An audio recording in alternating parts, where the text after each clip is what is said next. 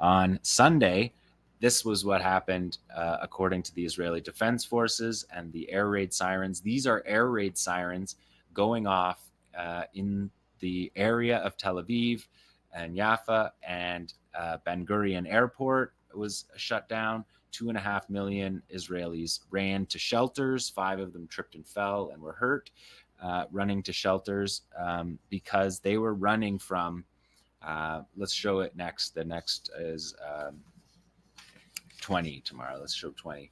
This is what we saw is the launch of the Palestine 2 ballistic missile that Ansar Allah, the Yemeni armed forces, the Yemeni armed forces missile division showed with a nice touch with a kafia on the top. This is a missile that traveled 12,000 kilometers an hour, which is averaged Mach 9. It traveled 2,000 kilometers in 11 minutes. It sent 2.3 million people to shelter, and it defeated Israel's. The reason why I showed that map of the sirens is because that's where the missile made it to. The missile didn't get shot down in the Red Sea by American destroyers, cruise missile destroyers, guided missile destroyers that are all over the Red Sea and the Eastern Mediterranean to knock these down, these missiles down, these types of missiles down that are fired from Iran as well. That's why all those warships are in the area, to knock these down. They didn't get it. And then the missile defense array in Israel didn't get it. Its Arrow didn't get it. Its Iron Dome didn't get it. Its David Sling didn't get it. We don't have exact information about what happened, how it broke up in the air. So it's possible that it was damaged by one of the interceptor missiles. But because of the military censor in Israel, we can't really know for sure how that happened. But spokesperson Yahya Sinwar of the Yemeni Armed Forces and Ansar Allah, he spoke to it and he said straightforwardly, this is us entering the 5th round, the 5th stage, the escalation of the battle in the Red Sea. And again, the Yemenis are demanding the end to the blockade on Gaza. And he specifically said that this is not a response to the attack on the port of Hodeidah, which was Israel's response to the Jaffa drone, also Palestinian named drone, that attacked Tel Aviv a couple months back and also made it through Israel's air defense systems.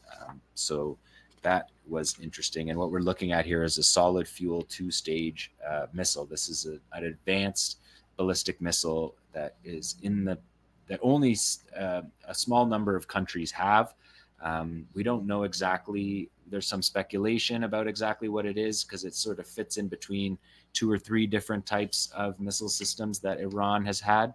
But these are being assembled in Yemen, because that's the Iranian missile program, is to give the expertise and to build these missiles out of parts that can be gotten through other supply chains than just delivering the full missile to the countries in question. And so I just want to say this part of it. We can maybe loop it a couple times while I do this tomorrow, because Yahya Sinwar, who took over after the assassination of 𝐓𝐡𝐞 𝐄𝐥𝐞𝐜, took over as the overall leader, at least temporarily, the overall leader of Hamas.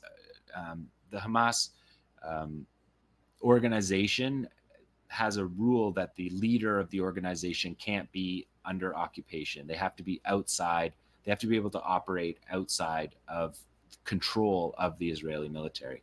But the response to the 𝐄𝐞𝐜 assassination was, instead of putting somebody in the position, they unanimously voted to put Yahya Sinwar as the head of the overall head of Hamas. So he's the head of Hamas in Gaza, and now he's the head of the overall Hamas movement. And so what this has done is it's given this opportunity that we hadn't seen before during the war, where Yahya Sinwar is speaking and writing letters to his allies, and we're hearing from him. And this operation was Sunday. This Ansar Allah Yemeni Armed Forces ballistic missile operation was Sunday. And on Monday, Abdul Malik Badruddin al-Houthi gets a letter from Yahya Sinwar saying, I'm pleased to write this message to you on the occasion of the Prophet's birthday while we are together engaged in the blessed Al-Aqsa flood battle. The Al-Aqsa flood battle has dealt a significant blow to the Zionist project in the region as a whole. I won't read the whole letter. It's long. You can find it online. Your exceptional operation, he's talking about the missile operation. So he's responding to something within hours and getting the message to Al-Houthi immediately. So the hiding in the tunnel, not communicating with people is just obviously not relevant. Your exceptional operation sent a message to the enemy signaling that the containment and neutralization plans they have failed and that the support fronts are becoming more effective and impactful. And then he said, the Al-Qassam brigades successfully executed the October 7th offensive with unmatched expertise and have been engaging in a defensive battle throughout this year, exhausting and deeply wounding the enemy.